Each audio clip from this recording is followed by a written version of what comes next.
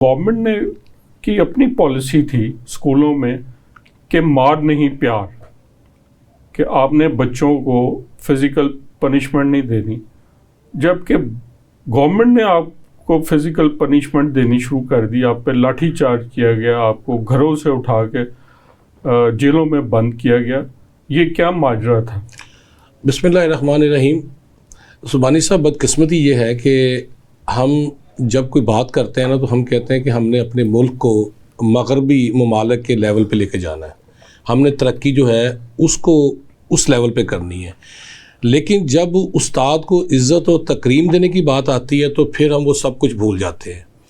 کہ جب اٹلی میں ایک استاد کورٹ میں پیش ہوتے ہیں تو اس کو وہاں پر عزت و تکریم کے ساتھ اسے کرسی پیش کی جاتی ہے. لیکن جب استاد پاکستان میں اپنا حق مانگنے کے لیے کہ جو چیزیں آپ نے اس کے ساتھ اس کی ملازمت کے آغاز میں طے کی تھی، اس کے لیے جب وہ سڑکوں پہ آتا ہے تو پھر اس کو لاٹھی چارج بھی کیا جاتا ہے، اس کے اوپر شیلنگ بھی کی جاتی ہے، اور اس کو ہتھ کڑیاں لگا کے عدالتوں میں اور 6-7 گھنٹے پریزن وین میں اس کو بند رکھا جاتا ہے، محبوس رکھا جاتا ہے. اور اس کے بعد اگر مجسٹریٹ صاحب جب یہ دیکھیں کہ میرا استاد ان کے سامنے پیش ہو رہا ہے تو وہ اگر اس کو ڈسچارج کر دیں اس پرچے میں کہ جو آپ نے اس پہ دفعات لگائی ہیں وہ یہ استاد کا وہ مقام یا تکریم نہیں ہے کہ آپ اس کو دہشت گرد بنا کے پیش کر رہے ہیں. کون سی دفعات لگی تھی؟ ہم پہ دفعات ایسی لگی تھی کہ جی ہم نے ان کی وردی پھاڑ دی ہے، ہم نے ان پہ ڈنڈے برسائے ہیں، حالانکہ ہم تو رات کو سوئے ہوئے تھے، نہتے تھے، اور وہاں سے 150 لوگوں کو سوئے ہوئے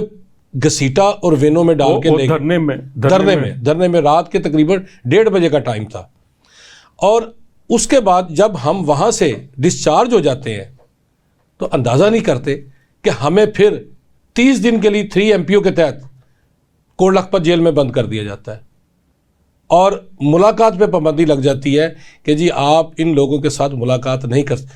جس معاشرے میں استاد کا یہ مقام ہوگا تو سبحانی صاحب پھر اس ملک کا نظام تعلیم یا تعلیمی نظام جو ہے اس کا اللہ ہی حافظ ہے. ہم تو پہلے ہی دیگر ممالک، اپنے ہمسایہ ممالک سے بہت پیچھے ہیں، اور اس کی وجہ بھی یہی ہے کہ پاکستان میں استاد کو وہ جو مقام ملنا چاہیے جو ہمارا دین یا ہمارے ہمسایہ ممالک میں استاد کا تو سب سے